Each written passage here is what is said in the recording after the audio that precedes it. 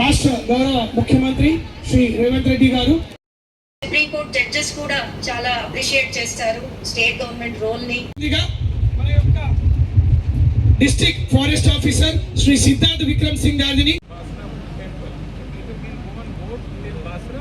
Future city భవ్య భారత భాగ్య నగరం కూడా ఒక సస్టైనబిలిటీ అంటే ఫారెస్ట్ ఆఫీసర్ శ్రీ సిద్ధార్థ్ విక్రమ్ సింగ్,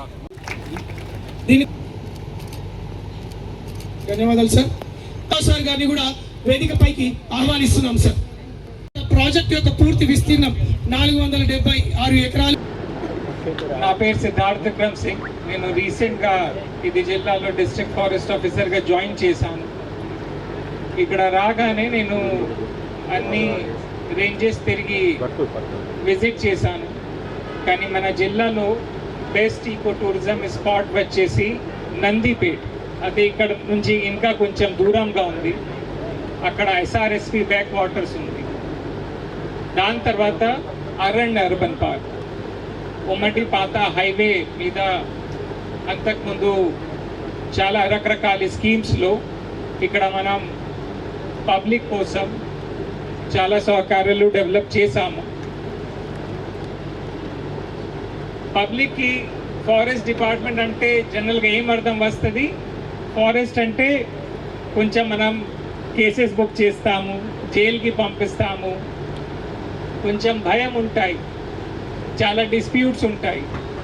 కానీ చూడండి, మన ఫారెస్ట్ సిబ్బంది పొద్దున నుంచి సాయంత్రం దాకా ఒక్కొక్క బీట్ ఆఫీసర్ దగ్గర 300 హెక్టేర్ నుంచి 400 హెక్టేర్ అంటే ఒక్కొక్క బీట్ ఆఫీసర్ దగ్గర 1000 ఎకరాలు భూమి ఉంటాయి. ప్రొటెస్ట్ డిపార్ట్మెంట్ బాధ్యత కాదు.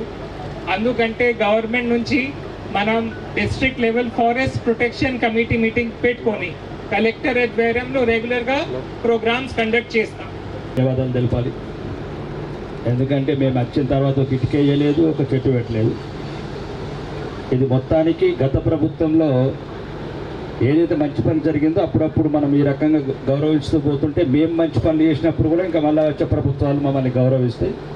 2.5 సంవత్సరాల నుంచి అప్పటి నుంచే చేద్దాము, ప్రజలకు ఉపయోగం అనుకోని కారణాల వల్ల డిలే అయింది. ఈ భవిష్యత్తు తరాలకు ఇవ్వాల్సింది మీరే అడవి దొంగలకు ప్రోత్సాహం ఇవ్వద్దన్నారు చెప్పాను. చెప్తే వినకుండా కూడా ప్రభుత్వం తీసుకెళ్తే ఒక అధికారిని సస్పెండ్ చేశారు. చెట్లు పెట్టడం కాదు, ఉన్న అడవిని కూడా కాపాడుకోవడం మన బాధ్యత. ప్రజల భాగస్వామ్యం తీసుకోవాలి. ప్రజలు ఎప్పుడెప్పుడు మన అధికారుల దగ్గరికి వచ్చినప్పుడు ఇట్లాంటి ఎన్విరాన్మెంటల్ పర్యావరణ విషయంలో మీరు సంపూర్ణంగా మద్దతు తెలపండి. ప్రజలు కూడా చెట్లు పెట్టడం మొత్తం మర్చిపోయారు, చెట్లు కూడా పెట్టండి. ఈ పార్కును కూడా పోలీస్ అధికారులకు చెప్తున్నాను, ఈడ వేదిక ద్వారానే చెప్తున్నాను, ఇక్కడ సంఘ విద్రోహ శక్తులను లోనికి రాకుండా చూడండి.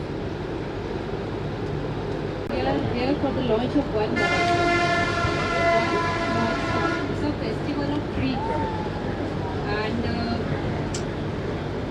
I would say it's a reminder that it's a joint responsibility of everyone, every citizen, to protect our forest, our nature and natural resources.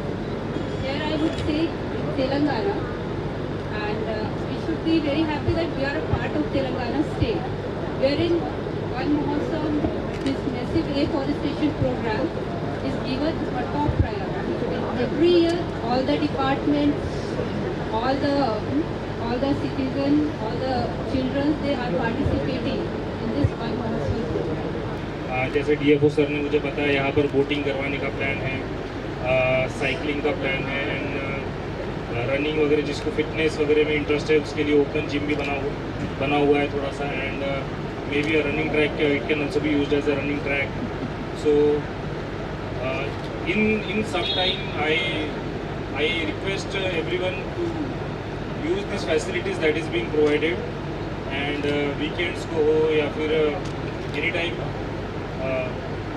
इसको for जैसे सर ने कहा कि बहुत सारे लोग, हम मैं महाराष्ट्र से आता हूँ, मुझे पता है ताड़ोबा कितना, मतलब कितने लोग वहाँ पर विजिट करते हैं फॉर टाइगर तो वहाँ पर हार्डली दिखते हैं, but still people go there because उसका एक नाम है, पहचान है ताड़ोबा टाइगर रिजर्व की.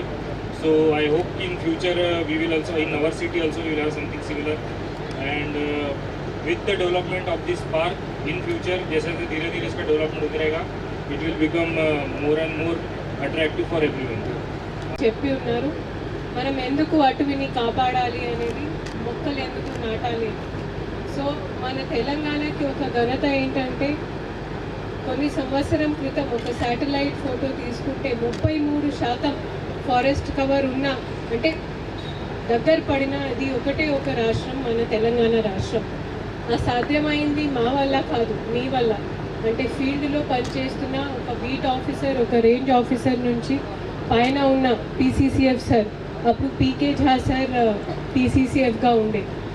సో అటవీ శాఖకి నేను ప్రత్యేకంగా మన తెలంగాణలో అభినందనిస్తున్నాను. మీరు పడిన కష్టాల్ని, మీరు తీసుకున్న చొరవని అన్ని శాఖలు, సామాన్య ప్రజలు వాళ్ళు గమనిస్తారు, అంగీకరిస్తారు. అటవీ శాఖ గురించి చెప్పాలంటే నాకు సుదీర్ఘకాలం పరిచయం, సంబంధం ఉంది.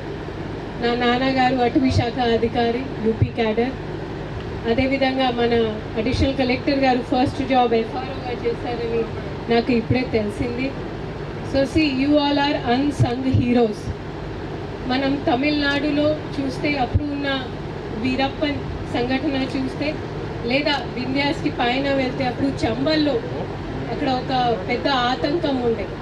సో ఏది అయినా సరే మీరు న్యూస్ పేపర్, వార్తాపత్రికలో మీ గురించి పెద్ద పెద్ద ఆర్టికల్ రాకపోయినా సరే మీ అందరు పడిన కష్టాలు ఒక ఫారెస్ట్ రేంజ్ ఆఫీసర్, ఒక బీట్ ఆఫీసర్ నుంచి స్టార్ట్ అవుతూ జిల్లా స్థాయిలో డీసీఎఫ్, ఏసీఎఫ్ వరకు మేమందరం గమనిస్తున్నాము, దాన్ని అభినందనిస్తున్నాము.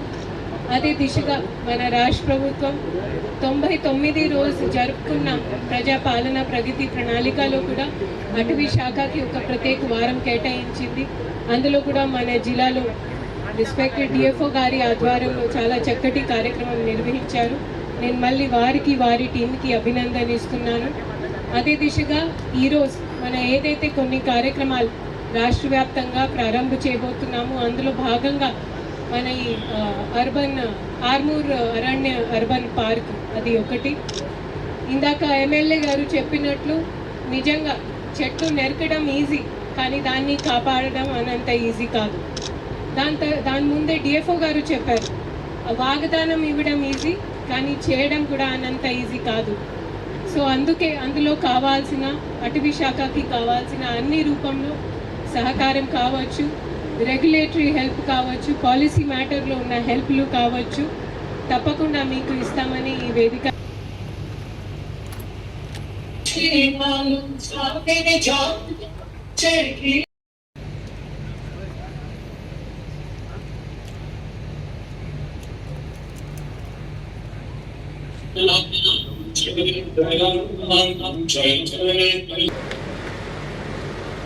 I request the dignitaries to take their seats, please. పెద్దలందరినీ దయచేసి కూర్చొని ఈ దృశ్యాల్ని ఆస్వాదించవలసిందిగా రిక్వెస్ట్ చేస్తూ ఉన్నాం. అద్భుతం. సో ఇది మన నిజామాబాద్లో మన యొక్క అరణ్య అర్బన్ పార్క్, దాన్ని గౌరవ ముఖ్యమంత్రి వాళ్ళు రిమోట్ గా లాంచ్ చేస్తున్నారు. ఇప్పుడు సంగారెడ్డి త్రివేణి వనం, శంషాబాద్, మహబూబ్ నగర్ లో మయూరి పార్క్, నారాయణ